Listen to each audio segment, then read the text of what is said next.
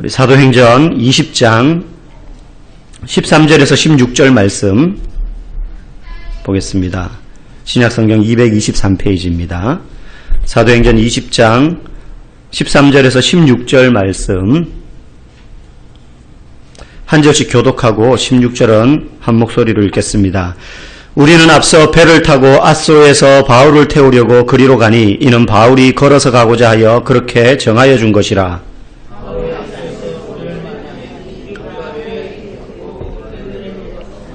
거기서 떠나 이튿날 기호 앞에 오고 또 그 이튿날 사모에 들르고 또 그 다음날 밀레도에 이르니라.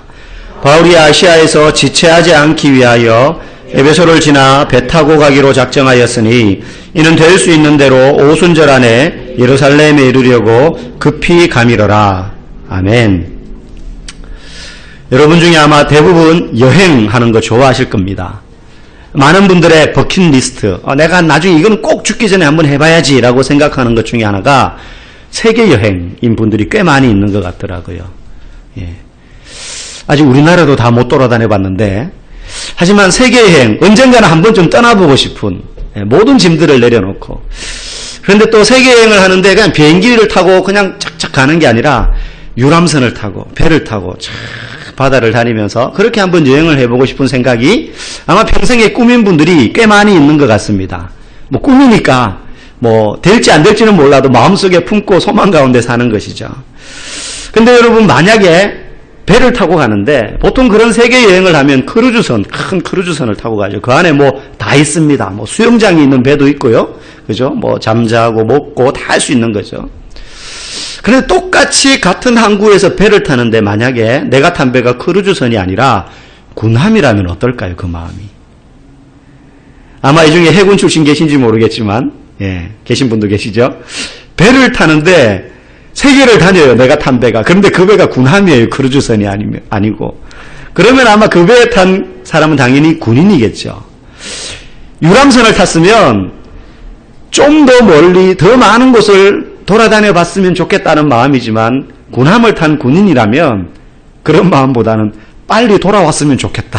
그만 타고 빨리 항구로 와서 내렸으면 좋겠다. 이런 마음이 가득할 겁니다. 왜냐하면 목적이 다르기 때문이죠.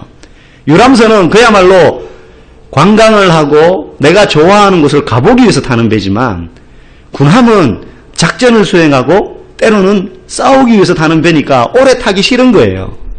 빨리 내리고 싶은 게 당연한 겁니다. 제가 입대할 때 대구에서 강원도 양구라는 곳, 저는 처음 그때 양구라는 데를 알았어요. 가는데 이제 논산훈련소에서 훈련을 다 끝내고 밤에 더블백 짐을 메고 기차를 타라는 거예요. 왜 기차를 탔습니다. 제가 거기 양구의 부대까지 가는데 교통수단 중에 비행기 빼고 다 타고 간 것 같아요. 심지어 마지막에는 배도 탔어요. 거기가 섬이 아닌데 배를 타고 가더라고요. 어디서 배를 탔느냐 하면 기차를 타고 춘천역에 내렸다가 버스를 타고 중간 지점에 갔다가 거기서 트럭을 타고 소양강 선착장에 내려주더라고요. 그러더니만은 야 이제 배 타고 가야 된다 그러는 거예요. 막 무서워요. 어디 무인도로 끌고 가는 것도 아니고 춘천이면 분명히 내륙 지역인데 왜 배를 탈까? 근데 보니까 옆에 멋지게 생긴 유람선이 있는 거예요. 제가 이름이 아직도 기억나요. 쾌룡호. 좀 촌스럽긴 하지만 앞에 거북선처럼 이 용머리가 이렇게 있는 쾌룡호. 저걸 타나? 그랬는데 보니까 그 건너편에 저 끝에 선착장 끝에 올 전체 회색으로 칠한 군선이 있더라고요. 그걸 타라는 거예요. 저걸 너희들이 탈 때는 저거다. 그래가지고 꾸역꾸역 짐을 메고 그걸 탔는데 저는 소양강이 그렇게 길고 넓은지 몰랐어요. 1시간 반 동안 배를 탔어요. 야, 이렇게 넓었나? 이렇게 오래 타고 배를 가나? 도대체 강 어디까지 가길래? 1시간 반 동안 계속 배를 타고 가더라고요. 그래서 내려라 해가지고 이제 부대에 가게 됐습니다. 그래서 이제 군생활을 시작을 했는데, 나중에 안 사실이지만 그 쾌룡호를 타면 30분이면 갈 거리를 군선을 타니까 1시간 반을 가는 거예요. 우리 웃으시는 해군 집사님이 계신데 아마 아실 거예요. 통통배도 그거보다 빨리 갈 것 같아요. 그냥 그렇게 그것도 창문 밖도 못 내다보게 하니까 얼마나 이 무섭고 갑갑하고 그렇습니까? 훈련병이 이제 어디로 끌려갈지를 모르니까. 저는 가끔 그래서요. 가다가 트럭에 실려가는 돼지떼들이나 소떼들 보면 그 마음이 조금 이해가 가요. 쟤들이 지금 어디로 가는지도 모르고 가는데 얼마나 두렵고 무서울까. 이 훈련을 마치고 처음 자대로 가는 군인들의 심정이 그렇거든요. 어디로 가는지를 모르는 거죠. 예, 나중에 제가 첫 휴가를 나올 때 그 코스 그대로 휴가를 나왔어요. 소양강까지 버스를 타고 와서 거기서 이제 그 상류에서 배를 탔는데 그때 제가 한이 맺혀가지고 쾌룡호를 탔어요. 너무 즐겁더라고요. 목적이 다르니까. 목적이 다르니까. 예. 오늘 바울이요, 지금까지 3차례에 걸친 전도 여행을 아시아 지역, 그 다음 유럽 지역, 그리고 그 지역을 거꾸로 돌면서 전도 여행을 다 마치고 우리가 지난 시간에 살펴본 것처럼 이제 3차례에 걸친 전도 여행을 마무리하면서 드로아에서 마지막 밤늦게까지 설교를 하다가 그 설교를 듣던 종살이 하던 하루 종일 종으로 일하다가 피곤해가지고 바울의 마지막 고별 설교를 듣기 위해서 왔던 유두고라는 청년이 3층 창가에 걸터 앉아있다가 졸려서 떨어져 죽어버렸어요. 근데 바울이 다시 그 몸을 덮으면서 그 죽음을 압도하는 그 성령의 능력으로 살렸다라는 이야기를 지난 시간에 앞에 살펴봤습니다. 이제 그 사건이 끝나고 이제 그 다음날에 대해서 바울이 배를 타요. 그리고 또 육로로 해가지고 3차 전도 여행을 다 마치고 돌아옵니다. 그런데 이 바울이 이제까지 했던 전도 여행은요, 유람선을 타고 돌아다니는 관광 같은 그러한 마음으로 한 게 아닙니다. 마치 군인이 군함을 타고 분명한 목적을 가지고 돌아다닌 전도 여행이었어요. 그러다 보니까 편하지 않습니다. 불편합니다. 좁습니다. 군함을 타면은 창문도 요만해요. 그래서 위에 있기 때문에 일부러 이렇게 고개를 들고 보지 않으면 밖을 볼 수가 없어요.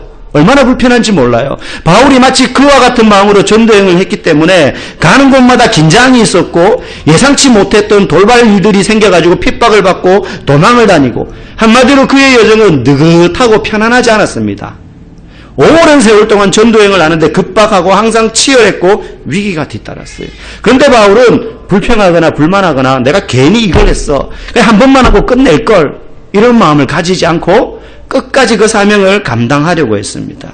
만약에 바울이 이 3차례에 걸친 전도 여행이 힘들고 어려운 일이 계속 닥치니까 마음속에 불평이 생기고 불만이 생기고, 그래서 하나님 나를 왜 여기까지 데리고 왔냐, 나는 아시아에서 복음 전하려고 그랬는데 2차 전도 여행 때 바울이 유럽으로 건너가면서부터 생고생을 하거든요.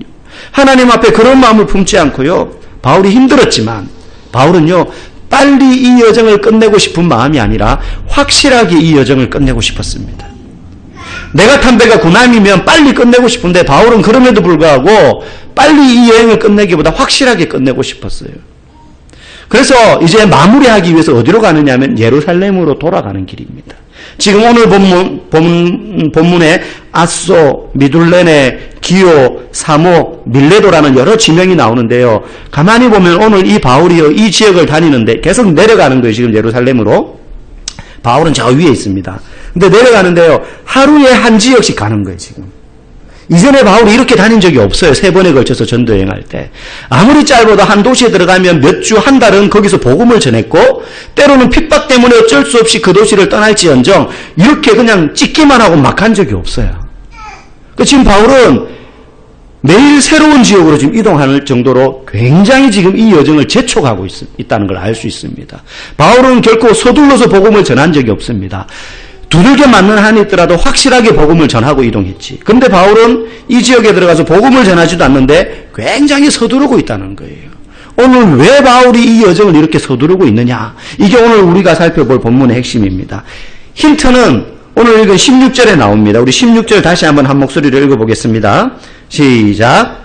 바울이 아시아에서 지체하지 않기 위하여 에베소를 지나 배 타고 가기로 작정하였으니 이는 될 수 있는 대로 오순절 안에 예루살렘에 이르려고 급히 가미러라. 네. 이야기합니다. 바울이 지금 이렇게 여정을 재촉하고 바쁘게 이동하는 이유는 오순절이라는 유대인들의 큰 명절이 있는데 그 명절이 이르기 전에 예루살렘에 가고 싶어 하기 때문이에요.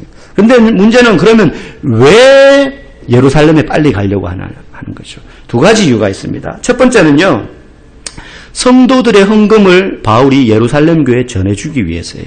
오늘 본문에는 나오지 않지만 이 여정에 대해서 이야기하고 있는 로마서 15장 25절에 보면 바울이 이야기를 합니다. 그러나 이제는 내가 성도를 섬기는 일로 예루살렘에 가노니 이는 마게도냐와 아가야 사람들이 예루살렘 성도 중 가난한 자들을 위하여 얼마를 기쁘게 연보하였습니다.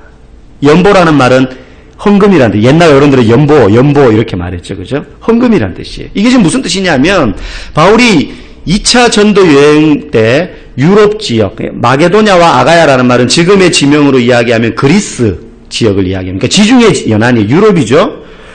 그쪽 지역을 전도하면서 복음을 심었고 거기에서 생겨난 교회가 고린도 교회 같은 교회들이에요. 유럽에. 그런데 그들의 입장에서 보면 예루살렘 교회는 바울이라는 선교사를 파송한, 물론 바울은 안디옥에서 파송되었지만 복음의 출발이 예루살렘에서부터 시작했기 때문에 예루살렘 교회를 어떻게 생각했느냐 하면 어머니 교회와 같은 교회로 생각했어요. 우리가 교회에서 외국의 선교사를 파송하면 그 선교사가 이제 자기를 파송한 교회를 모교회라고 생각을 하고 항상 기도하잖아요. 그죠? 우리도 기도해주고. 그것처럼 유럽 지역에 있는 마게도냐와 아가야 지역의 교회들은 예루살렘 교회에 대해서 무슨 생각을 가지고 있었느냐 하면 우리는 영적으로 예루살렘 교회에 빚을 진 사람들이다.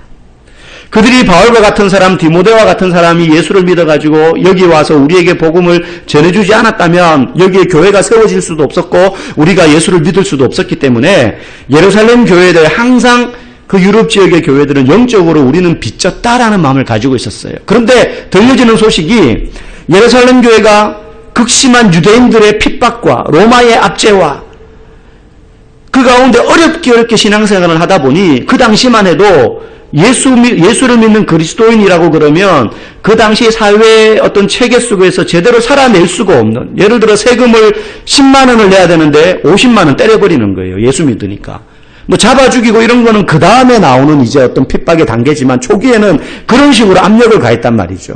그러니까 살지 못하도록, 도무지 정상적인 생활을 못하도록. 육체적인 압력도 압력이지만 경제적으로 너무나 어려운 가운데 처하다 보니 성도들 가운데 신앙을 버리지 않으려면 가난이 필수적으로 따라왔던 시대였어요. 예루살렘 교회는. 집도 빼앗기고 밭도 빼앗기고 때로는 신앙의 자유를 찾아가지고 예루살렘을 벗어나야 되다 보니 직장을 잃어버리고 떠나야 되는 경우들이 허다했던 것이죠. 그 소식을 유럽에 있는 교회들이 들은 겁니다. 그래서 자기들이 직접 갈 수는 없고 바울 선교사가 돌아다니면서 순회 선교를 하니 당신이 예루살렘으로 돌아가면 예루살렘 성도들을 위해서 좀 이렇게 도움을 줬으면 좋겠습니다 하면서 유럽의 교회들이 구제 헌금을 한 거예요. 그래서 바울 편에 이걸 붙인 겁니다.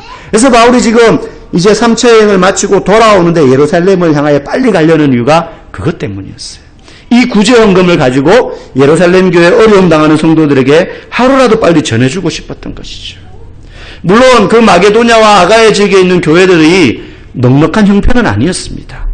그들은 다 이방인이었고요. 그들도 먹고 살기 힘든 가운데 있었어요. 그 중에 있는 유대인들 중에서는 신앙의 자유를 찾아가지고 거기까지 도망 온 사람들이다 보니 집 떠나면 생고생이잖아요. 그러니까 힘들게 그들도 살림을 꾸려오고 신앙생활을 하는데 요즘으로 말하면 우리가 선교하라고 선교사를 보내줘서 세운 그 선교지의 연약한 교회가 오히려 본국에 있는 교회를 위해 구제헌금을 역으로 해주는 아주 희귀한 일을, 정말로 잊기 어려운 일을 마게도냐 지역의 교회들이 한 거란 말이에요.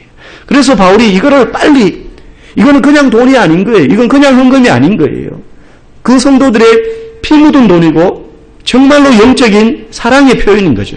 그래서 이걸 들고 바울이 빨리 내가 예루살렘 가려고 오늘 이 여정을 바쁘게 재촉하고 있는 겁니다. 사실 저와 여러분들도 예수를 믿게 된 과정들은 다 다릅니다. 이 중에는 모태신앙도 있을 것이고 부모님이 교회를 다니니까 태어날 때부터 나는 교회에 다니게 됐던 그런 분들도 계실 것이고 저처럼 어린 시절 주일학교를 통해서 교회를 가서 지금까지 신앙생활을 하는 분도 계실 것이고 혹시 이 중에서는 이제 어른이 되어서 교회를 처음 나오신 분, 때로는 이 중에는 돌아온 탕자도 계실 수 있습니다. 어린 시절 신앙생활 잘하다가 뭐 여러 가지 인생에 어려움을 겪으면서 교회를 잠시 떠났다가 어느 순간 다시 교회를 나오게 되신 그런 분들도 있을 거예요. 그 동기와 과정은 다양하지만 우리 모두는 동일하게 첫 번째는 나를 교회로 인도해준 그 누군가에게, 그게 부모님일 수도 있고 친구일 수도 있고 내가 아는 다른 사람일 수 있어요. 때로는 이름 모를 전도자가 던져준 전도지 때문에 교회를 나온 분도 있을 수 있어요. 그 사람들에게 우리는 1차적으로 다 빚진 자들입니다. 그러나 보다 근원적으로는 우리 모두는 예수 그리스도에게 말할 수 없는 생명의 빚을 진 사람들이에요. 그 빚은 갚을 수 없는 크기의 빚이에요. 우리가 예수님을 위해서 우리의 모든 가진 것들, 물질과 재능과 시간과 젊음과 인생을 다 드려도 그 생명의 구원 빚은 갚을 수 없는 거예요. 최근 몇 년 전에 온 중국을 눈물바다로 만든 사건이 있었습니다. 첸이라는 5살짜리 아이의 이야기였어요. 이 아이가 5살에 악성 뇌종양이 발견되었습니다. 그런데 너무나 빨리 이 종양이 온몸에 퍼지게 되었어요. 그래서 병원에 들어갔는데 거의 가망이 없죠. 그럼에도 불구하고 엄마는 이 아이를 돌보는 거죠. 그런데 엄마도 이 아이를 돌보는 중에 신장병에 걸렸습니다. 2, 3일에 한 번씩 투석을 하지 않으면 살 수 없어요, 이 엄마도. 그래서 같은 병원에 입원을 했어요. 그래서 투석하고 한 이틀 정도는 자기 애 옆에 가가지고 돕는 거예요. 그리고 또 자기도 투석받고 하루 누워 있고 그 다음날 좀 기력을 찾으면 또 애 돌보고 그렇게 하는 과정 중에 있어요. 근데 그러면서 아이에게는 이 종양이 뇌뿐만 아니라 몸 전체에 점점 퍼지게 되면서 시력을 잃어버립니다. 앞을 보지 못해요. 엄마를 볼 수 없게 되었어요. 그리고 점점 더 퍼져가지고 온몸의 사지가 마비되어서 꼼짝도 못합니다. 엄마의 도움이 없으면 아무것도 할 수 없어요. 먹을 수도 없어요. 겨우 말만 해요. 의사가 나중에 이 아이의 할머니에게 이야기합니다. 엄마에게도. 도저히 아이는 이제 가망이 없습니다. 이겨낼 체력도 그 안에 이겨낼 수 있는 힘도 없고 약으로도 이제 안 됩니다. 수술도 불가능합니다. 그런데 한 가지 희망적인 소식은 이 아이의 신장은 엄마를 살릴 가능성이 있습니다. 신장은 아직 건강하다는 거예요. 그래서 더 늦기 전에 이식을 하면 엄마는 살지도 모릅니다. 근데 엄마가 그 이야기를 듣고 그렇게 해주세요 말을 못하죠. 절대 그럴 수 없다고. 내가 죽어도 부모 마음은 그렇잖아요. 내가 차라리 얘 대신에 죽으면 죽었지 어떻게 애 신장을 자기한테 이식을 내가 살겠냐 이거예요. 절대 그럴 수 없다고. 그렇게 하지 말라고 의사한테 울고불고 화를 냈어요. 그런데 우연히 이 첸이 아이가 그 상황을 알게 되었어요. 그 아이에게 직접 이야기해 준 건 아니지만 그 병원에서 많은 말들이 오가면서 알게 된 거예요. 그래서 이 아이가 의사에게 말합니다. 말만 할 수 있는 거예요. 제발 자기 신장을 떼서 엄마에게 주라고. 엄마를 꼭 살리고 싶다고. 이게 내 마지막 소원이에요, 선생님. 엄마는 거절하죠, 당연히. 그런데 할머니의 설득과 의사의 권고와 아들의 이야기를 듣고 엄마가 무슨 생각을 하느냐 하면 내 아들과 영원히 같이 함께 할 수 있는 방법일 수 있겠다, 이게. 내 아들의 신장을 내가 내 몸속에 담으면 이 아들과 내가 영원히 그래도 함께 할 수 있겠다. 살아날 가망이 없다니. 그래서 그걸 허락을 해요. 그리고 난 뒤 며칠 뒤에 이 첸이 죽어요. 그래서 이제 그 사진 자료들이 다 있거든요. 의사들이 수술을 앞두고 신장을 꺼내기 위해서 이제 아이 앞에서 묵념을 하고 그다음 수술을 합니다. 그리고 신장을 엄마에게 이식을 성공적으로 해주고 엄마가 살게 돼요. 근데 그게 끝이 아니었어요.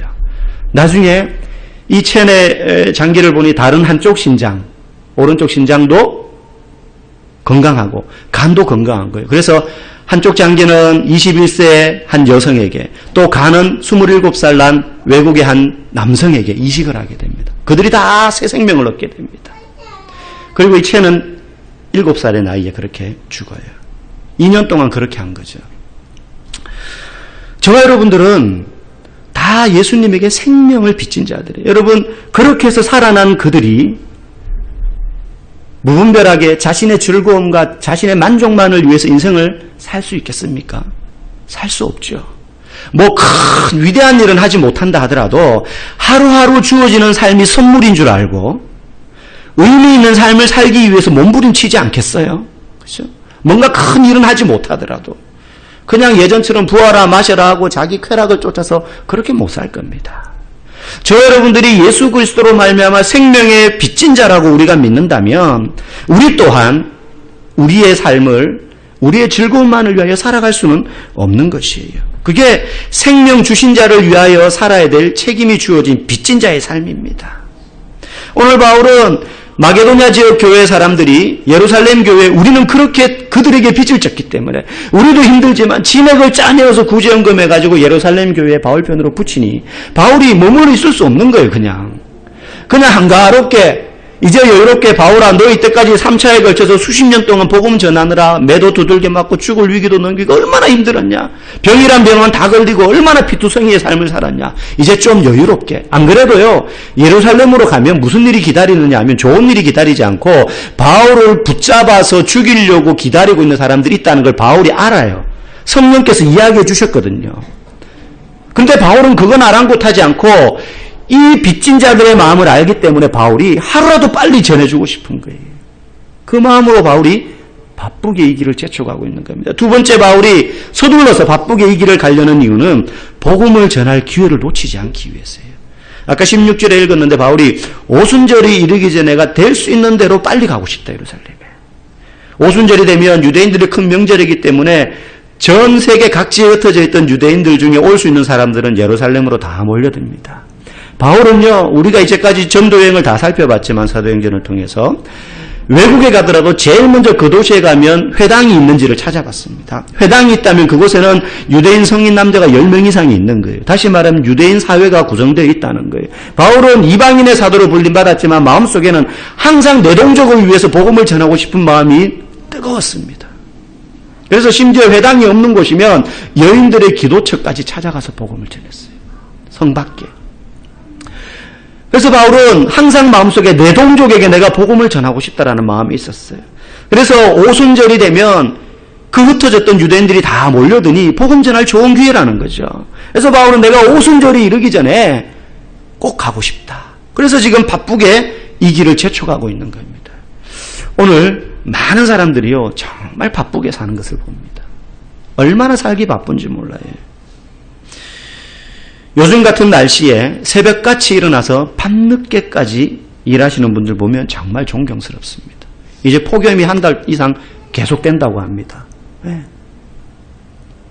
그렇게 바쁘게 사는데 그렇게 바쁘게 살면서 사람들이 하는 말이 입에 붙어있는 게 그런 것 같아요. 왜 이렇게 바쁜지 모르겠다. 하는 것도 없이 왜 이렇게 바쁜지 모르겠다. 그런데 가만히 그런 분들의 삶을 보면 하는 게 없어서 바쁜 게 아니고 정말 많은 일을 하기 때문에 바빠요. 진짜 바쁠 만큼 바쁘게 살아요. 오늘날 우리들의 삶은요, 예전 우리 부모님, 우리 할아버지 그 위에 사람들의 삶처럼 단조롭지 않습니다. 너무 복잡해요. 하는 일이 많아요. 회사에서 열심히 일해야 되죠. 살아남기 위해서. 자기 개발도 해야 됩니다. 아이도 키워야 되고요. 집안일도 해야 됩니다. 그리고 그 남는 틈틈이 잠자는 시간까지 줄여가지고 취미생활 해야 되고 드라마도 봐야 되고 새로 나온 연속극 봐야 대화가 돼요. 예, 저도 드라마를 잘 보진 않지만 요즘 사람들이 어디에 관심이 있는지는 알아야 되기에 못 보는 드라마는 줄거리라도 이렇게 들어가서 좀 봐요. 하이라이트. 아니면 요즘은 그런 거 설명해 주는 분들이 있더라고요. 또 내용을. 그래서 보고요. 최근에는 좀 관심 있는 드라마가 생겼어요. 미스터 선샤인이라고. 예. 잘 아시는 분 계시냐면 1회 있어. 1회. 왜 관심이 생기냐면 우리나라 드라마에서 잘 다루지 않는 근대화 시대를 다루더라고요. 구한말. 그래서 이제 이 교회나 기독교와 관련된 이야기들이 나오지 않을까 싶어가지고 또 그 당시의 역사를 우리가 사실 잘 몰라요. 사실 조선시대, 고려 삼국시대 역사는 우리 잘 몰라도 돼요. 근데 근현대사는 우리가 정말 많이 알아야 되거든요. 그래서 이제 1회를 봤는데 재밌어요. 그래서 2회도 지금 이제 볼까. 언제 하는지는 모르겠는데 하여튼 지나고 나면 다운을 받아서라도 볼까 그러고 있습니다. 틈틈이 드라마도 봐야 되고 맛집도 찾아다녀야 됩니다. 얼마나 바쁜지 몰라요. 블로그 봐야 되고요. 카페 들어가 봐야 되고요. 뭐 신상품이 나온 게 뭔지도 봐야 되고요. 일만으로 바쁜 시대가 아니라 그런 모든 삶들 때문에 정말로 시간을 쪼개었어도 모자랄 만큼 우리는 바쁘게 산다는 거예요. 그런데 여러분 한번 우리의 삶을 잘 점검해 봅시다. 내가 도대체 무엇 때문에 그래 바쁘냐 하는 거죠. 바쁘긴 바쁜데 그 바쁜 이유가 혹시 나와 내 가족만을 위해서 바쁜 거라면 엄밀히 말해서 우리는 그리스도인이라고 불리워야 될 이유가 없어요. 왜? 교회 다니지 않는 사람도 똑같이 그런 이유로 바쁘기 때문에. 교회 안 다니는 사람도 방금 말씀드린 그런 이유들 다 그런 삶을 살아요. 그것 때문에 다 바빠요. 그런데 예수 믿는다고 하는데 나도 동일한 이유만으로 바쁘다면 내가 그리스도인인 이유를 찾을 수가 없는 것이죠. 내가 그리스도인 이유를 찾을 수 없는 거예요. 여러분, 예수님도 바쁘셨습니다. 예수님도 되게 바쁘게 사셨어요. 예수님은 직업이 있거나 딱히 한 곳에 고정되어서 머물러 살면서 일을 하신 건 아니에요. 3년 동안 공생애 사역을 하실 때에. 그런데 그분도요, 새벽부터 밤이슬이 맞을 때까지 일하셨어요. 무슨 일 하셨습니까? 영혼들을 위하여서 일하셨어요. 사람들을 위하여. 가난한 자들을 찾아다니셨고요. 병든 자들을 만나서 치료하셨고요. 악한 영에 눌려 고생하는 자들을 대하여서 자유케 하셨고요. 때로는 말씀으로 복음을 전하셨고요. 하나님 나라에 대해서 강론하셨고요. 의도를 가지고 예수님에게 도전하는 사람들과 또 말로 변론하시고 쟁론하시기도 하셨습니다. 이걸 아침부터 밤늦게까지 매일 하셨어요. 예수님이 바쁘셨던 이유는 본인을 위하여서 바쁘지 않으셨어요. 예수님은 본인을 위하여서 누울 돗자리 하나 가지고 계시지 않았습니다. 누가 초청해서 집에 재워주면 그 집에 가서 자고, 그렇지 않으면 노숙하는 거예요. 때로는 제자들 집에 돌아다니면서 자기도 하고요. 아마 베드로 집에 가기도 하고요. 베드로 장모 열병도 고쳐준 거 보면 장모 집에 가기도 하고요. 얹혀 사시는 거예요. 그냥 예수님은 자신을 위하여서 누울 자리 하나 마련하기 위해서 바쁘게 사신 분이 아니라 영혼을 섬기기 위하여 예수님은 바쁘게 사셨습니다.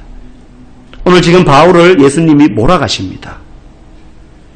편안하고 고상하게 신앙생활을 하게 두지 않고 너 지금 빨리 이동해라라는 거예요. 여러분, 복음은 우리에게 먹고 살기 바쁜데 주를 위해서 거기에다가 더 열심히 살거나 더 많은 것을 주께 드려야 된다고 복음은 우리에게 말하지 않습니다. 먹고 살기도 바쁜데 교회를 위해서 또 이렇게 뭘 해야 되나? 남들 이 시간에 좀 쉬고 자기 개발하는데 나와서 또 교회에서 예배드리고 섬기고 헌신해야 되나? 성경은 우리에게 안 그래도 바쁜 삶에다가 교회를 위하여 뭔가 더 바쁜 일을 얹어서 살아라라고 우리에게 말하지 않습니다. 오히려 적은 양이라도 주를 위하여 온전히 드리는 것을 원하지 우리가 뭔가 양적으로 더 많은 것들을 주님께 드려야 될 것을 말하지 않아요. 불신자들보다 더 부지런해야 된다거나 그들보다 더 열심히 살아야 된다는 의미가 아니라 살아가는 목적을 분명히 하고 살아야 된다는 것입니다. 바쁜데 너는 도대체 왜 바쁘냐 이거예요. 안 믿는 사람들하고 똑같은 이유로 바쁘다면 그 바쁨이 그리스도인으로서는 아무런 의미가 없는 바쁨이라는 거예요. 그렇게 바쁘면 60년, 70년, 80년 열심히 바쁘다가 그냥 가면 주님 앞에 우리가 다 나중에 성경에 보면 직고하리라. 있는 그대로 우리가 우리 입으로 이야기할 거라고 말해요. 우리가 잊어버리고 살았던 사실들까지, 내용들까지 주님 앞에 서면 우리가 우리 입으로 다 고하게 된다라고 성경은 이야기하는데, 그때 너 왜 바빴냐라고 물을 때에 주택 청약도 넣고 애 학교도 보내야 되고 결혼도 시켜야 되고 그럼 돈을 벌어야 되고 건강이 나빠져가지고 좋은 거 먹어야 되고 뭐하고 치료받고 뭐 하다 보니 80년이 지났네요. 그러면 예수님이 볼 때 착하고 충성된 종아 우리에게 너가 작은 일에 충성하였다. 하늘나라 잔치에 참여해라. 그렇게 말하시지 않을 것 같아요.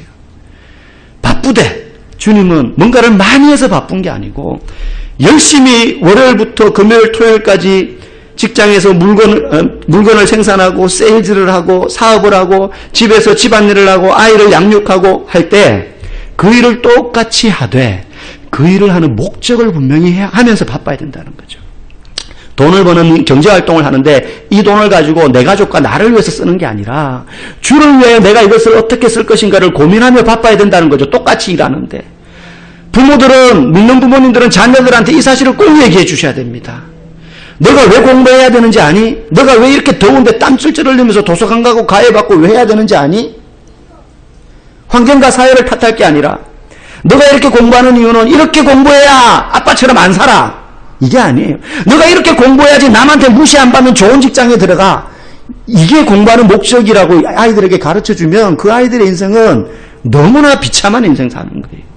너가 이렇게 공부 열심히 하는 이유는 너가 이렇게 열심히 공부해서 무엇이 되든지 간에 그걸 통해서 하나님을 기쁘게 하는 일을 하기 위하여서 너가 이렇게 공부하는 거야. 그러면 그 안에서 뭐가 될지는 모르지만 뭐가 되더라도 공장에서 기름 때묻히며 일하는 노동자가 되더라도 그 일을 통해서 내가 주를 위하여 기쁘게 하기 위해 내가 지금 이 일을 한다라는 의식이 분명한 사람과 더러워서 내가 그때 부모님 말씀 듣고 열심히 공부했으면 오늘 이 공장에서 이 고생 안 할 걸 이렇게 하면서 기름때 칠하는 사람하고는 다르다는 거예요. 왜 바쁘냐는 거죠. 저 여러분들이 무슨 일을 하든지 주를 위하여 바쁜 사람 되기를 원합니다. 그 일이 그저 내가 먹고 살기 위해서 어쩔 수 없이 바쁘게 사는 일이 아니라 주님을 기쁘게 하게. 바울은 한 영혼에게라도 더 복음 전하는 것이 주를 기쁘게 하는 것인 줄 분명히 알았고 이게 내가 해야 될 일인 줄 알았기 때문에 바쁘게 지금 가는 거예요. 재촉하는 거예요. 거기 가면 잡힐 거 알면서도 가는 거예요. 편안함을 원하지 않는 거예요.